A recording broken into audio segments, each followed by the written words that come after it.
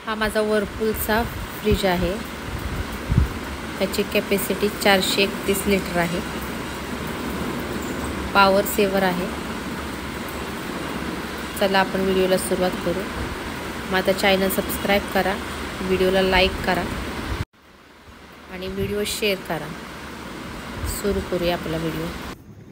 एका वाटीमध्ये पाणी घेऊन 2 ते 3 चमचा विनेगर, 2 चमचा खाण्याचा सोडा ह्यांचं चांगलं मिश्रण करून घ्यायचं आहे आणि सुती कपडा घेऊन फ्रीज पूर्ण ओला करून पुसून घ्यायचा आहे। नवीन फ्रीज असला तरी सुद्धा दुर्गंधी येऊ नये, व्यवस्थित वस्तू राहाव्यात म्हणून पुसून घ्यायचं आहे। फ्रीजचे जेवढे पार्ट शक्यतो निघतील तेवढे काढून स्पंजनी घासून स्वच्छ कोरडे करून सुकवून ते पुन्हा लावायचे आहेत।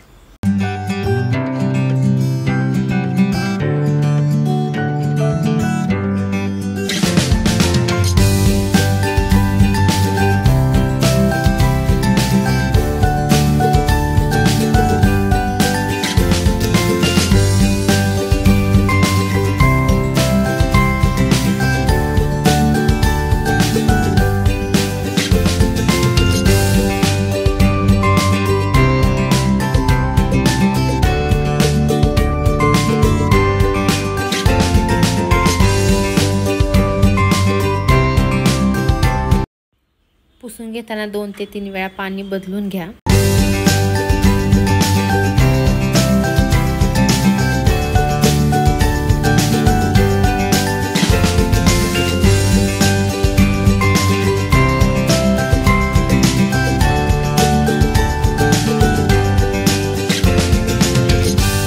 जुन्या फ्रीजमधले चिकट चिवट डाग काढण्यासाठी ह्याच 3 वस्तू वापरून त्यामध्ये 1 चमचा विम जेल ॲड करून त्याचं मिश्रण करून तुम्ही वापरू शकता।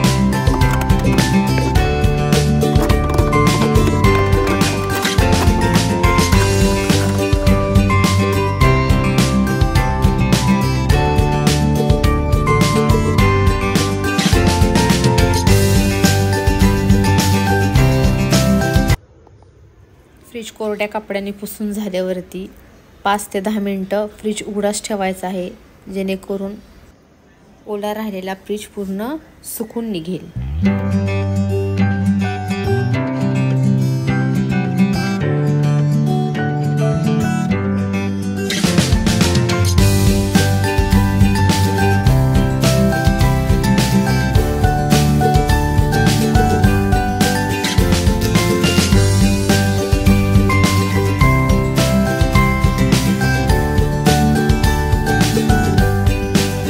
कोरडे करून घेतलेले सर्व पार्ट्स आता आपण लावून घेतोय।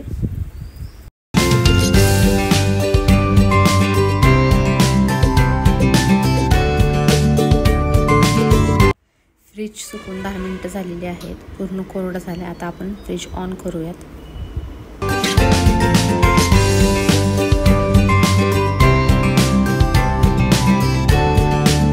तिला मी फ्रीजर नॉर्मल मोडवर ठेवत आहे, नंतर आपल्यानुसार आपण ॲडजस्ट करू शकतो। फ्रीज अनलॉक केला आहे मी। आता टेम्परेचर सेट करते 1 ते 7 सेल्सिअसपर्यंत। ह्याचं कॅपॅसिटी आहे 4 वर मी सेट केला आहे। जर फ्रीजर कन्वर्ट मोडमध्ये टाकला तर तो फ्रीज होईल। आपण जर कधी बाहेर जाणं असेल तर ते आपण यूज करून शकतो। आता मी लॉक करते फ्रीज। बघा, लॉक केल्यावरती कुठलेही बटन दाबलं तर ते ऑपरेट होत नाही। व्हिडिओ पाहिल्याबद्दल तुमचे खूप खूप धन्यवाद। व्हिडिओ लाईक शेअर करा, चॅनल सबस्क्राईब करा.